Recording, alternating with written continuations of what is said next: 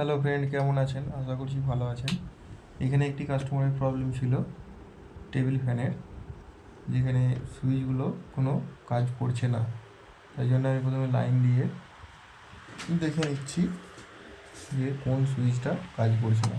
এখানে 1 নম্বরটি কাজ করছে, প্রথমে ভাবলাম 2 নম্বরটাও কাজ করছে, তারপরে দেখছি যে টিপে ধরলে তবে 2 নম্বরটা কাজ করছে, 3 নম্বরটা মোটেই কোনো রকম কাজ করছে না। এখন এবারে আমি ফ্যানের পেছনের পার্টটিকে খুলে নেব।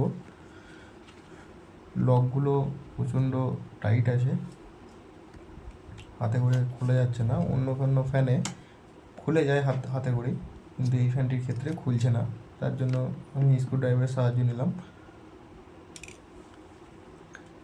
এই ধরনের নতুন নতুন ভিডিও পেতে গেলে চ্যানেলটিকে সাবস্ক্রাইব করুন এবং পাশের বেল আইকনটি প্রেস করে দিন, এবং ফেসবুক পেজ থেকে দেখলে চ্যানেলটিকে ফলো করুন, যাতে করে যখনই নতুন এই ধরনের ভিডিও আপলোড করব আপনাদের কাছে সরাসরি পৌঁছে যাবে।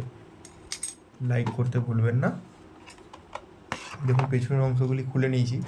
এখানে 3টি স্ক্রু আছে আরও, সেই স্ক্রুগুলোকে আমরা খুলে নিচ্ছি একের পর এক দিয়ে। খুলে দেখছি আমরা সুইচটা রিপেয়ার করা যায় নাকি।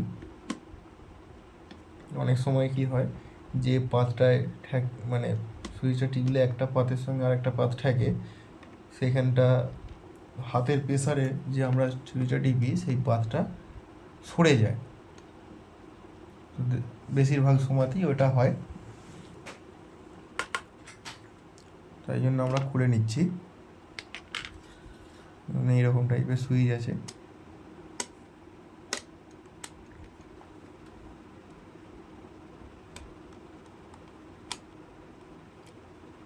সুইচের দুদিকে দুটো স্ক্রু আছে, খুলে নিচ্ছি আমরা।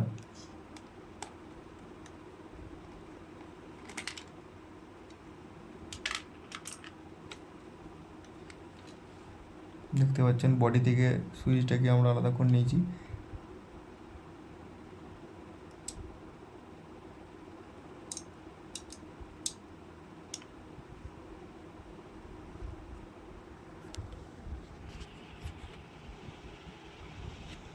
সরে যায়নি ঠিক, এখানে পাতটি প্লাস্টিকের সুইচ, তো তার জন্য সুইচটি পুড়ে গেছে।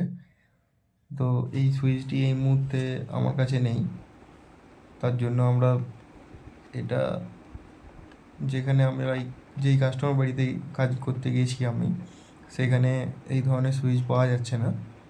তার জন্য দ্বিতীয়বার আমি ফ্যানটিকে আবার ফিটিংস করে দিচ্ছি।